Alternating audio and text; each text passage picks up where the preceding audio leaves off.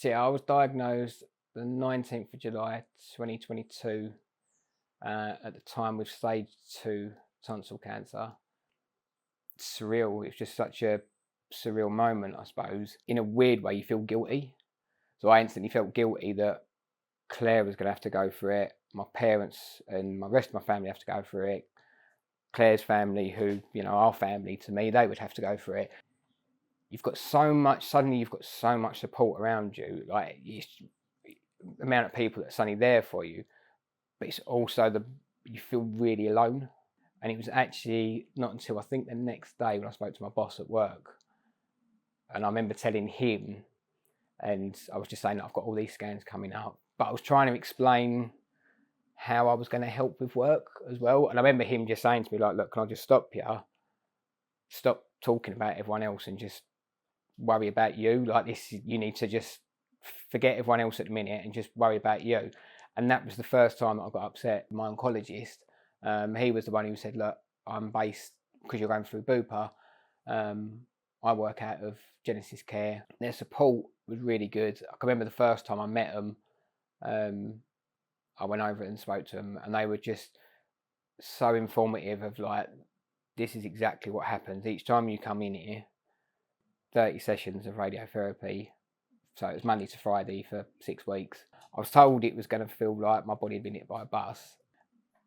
And then it was almost like I hit week 3, and it was just like you got everything. It was just like the size of the ulcers you had on your tongue and your gums and everything. It was just awful. Your skin's getting, it's like really bad sunburn, but constant sunburn. So every day you're then having more and more heat and sunburn put onto it. And I remember going over there and doing what I need to do, and they said, oh, you know, and if you wait around there, we'll introduce you to a couple of the Penny Brohn team.